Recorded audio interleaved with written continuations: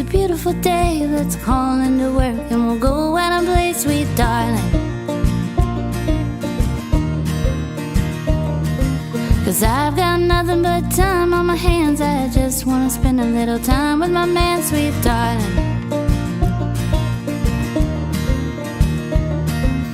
You grab the rocks and I'll get the bait. We'll do a little fishing, let's make it a day with the blue skies above and the sun on our skin. Oh, sweet darling, let's go fishing. Best you like. So, Greg, I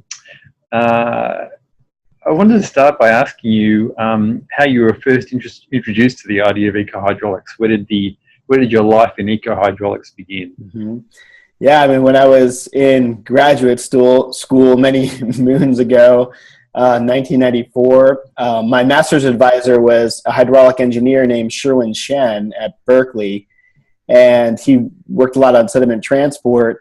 But I took a river management, river engineering class with him, and just one day he just started telling the story. Oh, there's this thing, and you kind of talk to ecologists, and they tell you what they need, and then you put it into a code, and then you get this incremental flow analysis of habitat. And so he was basically sort of describing the IFIM methodology, as of 1994. And so that was the first I'd ever heard of it, just sort of like a back of the envelope thing. But it sort of immediately struck me, having come from the geosciences and switched into engineering, like the idea of finding a way to work together and having a way to quantify these ecological functions made a lot of sense. And then when I went to Hopkins for my PhD advisor was Grace Brush, who's an ecologist and paleoecologist, but her husband, Lucian Brush, was a civil engineer and sediment transport engineer who did a lot of work on attestation hydraulic geometry. And seeing them working as a team, and then he passed away, and I sort of took on more of the role as like the physical scientist working with the ecologist and putting that together. And so from that point on, it was always going to be about the integration of ecology and physical processes. So it came through school in both those cases.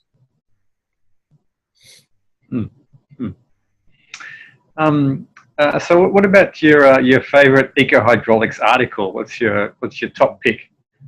Yeah, so and you can't choose one of your own. No, right? Yeah, I can't choose one of my own. And I'm not gonna. I love your articles, but I won't choose one of yours.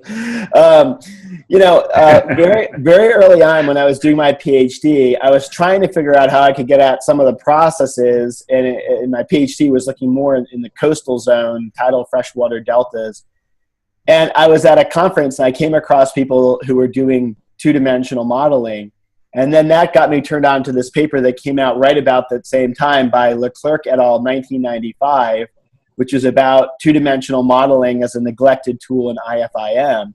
At the time, I wasn't doing IFIM, but it definitely put that seed in my mind. And when I got to my faculty position at Davis after that, it was the first thing that I turned to is like, I want to have a way to work on this problem and using this tool.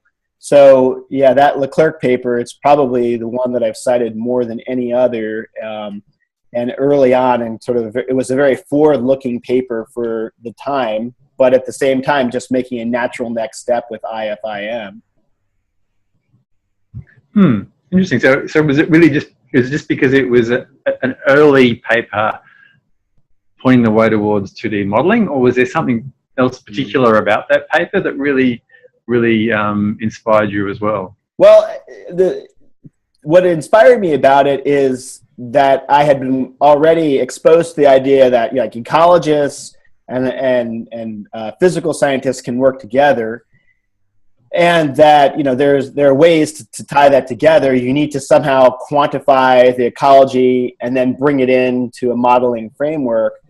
But right at that time, I was very interested in, coming from an engineering program, having a belief that we really had to get the mechanisms of the hydraulics right. And so the idea that 2D modeling was a tool that does that and does it much better than 1D modeling, and then seeing that here's somebody who is applying that in that specific context. I mean, there are interesting details to the specific application in the paper, but it's more just the overall idea and getting the confidence that, you know, this is a tool that's there and available to make that integration.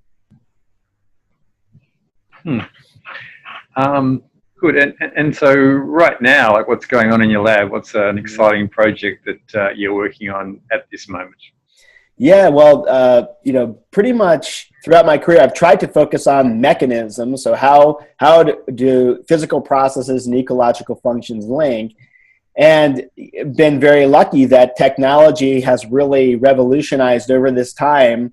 Back in like 2001, you know, I'd be out in the field with a student surveying, and we just look up and down the river and think, man, you know, how are we ever going to get a science where we can have more than, you know, 100 meters of river and extrapolate or something like that?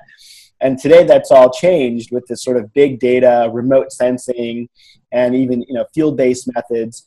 And that led me to the idea of this near census, that, you know, we can approach like a complete census of what rivers are doing, you know, by looking at like 1 meter resolution. And so what I'm really excited about is just we've been rolling out, you know, year in and year out, new analyses that, you know, if you have data or, you know, hydraulic models or geomorphic models, what are the workflows you can use to answer classic questions in ecology and geomorphology or hydraulics, but using new data to really get at the spatial patterns? Because to me, it's in the spatial patterns that the mechanisms are revealed. And so this is like the new thing now, is that we don't have to rely on the paradigm of statistical sampling, that we can really look at the complete details. And it's not just refining the ideas. Some old ideas are really being changed because they're predicated on thinking about rivers from a cross-sectional viewpoint that doesn't hold up in a lot of contexts. So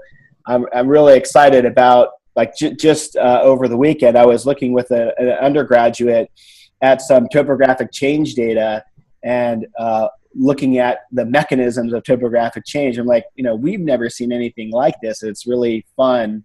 It gets you really excited when you're looking at new data in a new way.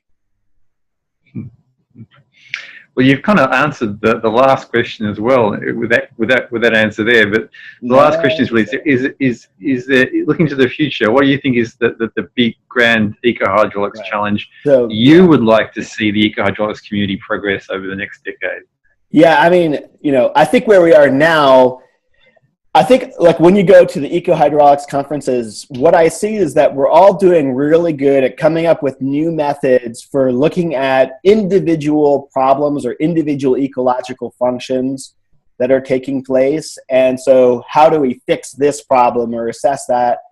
What we don't have right now, though, is a very good holistic approach to integrate all of the ecological functions. And many of them, like, we haven't even started to address, but there's enough now that you can start to ask the question, okay, if I could come up with a near census analysis or any kind of analysis of, say, like 5 different species, life stages, and vegetation species, you know, across aquatic, riparian, terrestrial interfaces, or also coastal is very important. How would you integrate that to get one answer? You know, like, how do you say what's the overall viewpoint, and should some river archetypes have this assemblage and that has that assemblage? So how do you integrate all of the metrics? And that's something, like, you know, that I think is still really wide open. It shouldn't be just like one multivariate statistic, I guess, but I honestly don't have a good vision for where that should go, but I hope the next generation of scientists will. Excellent. And anything else you'd like to add? Yeah, I think that what I'm inspired about and what I want to share with others is that I think we have a very positive and forward-looking community, and it's also very creative. And that, to me, has always come through for the conferences I've been to and talking to people about ecohydraulics. And what's really important to me looking ahead now is to continue to build the community, but at the same time, watch out for some of the pitfalls and traps that happen in other branches of academia where it gets very combative, or people apply such a rigorous standard that nobody can do anything new. I mean, I think the hallmark of ecohydraulics really is the freshness and creativity, and I'd rather let more scholarship through to see very unusual ideas and how they play out than worry about, does it meet some traditional standard, whether it's from engineering or ecology or whatever, let creativity flow at this point. Excellent. Well, thank you, Greg. That's a wrap.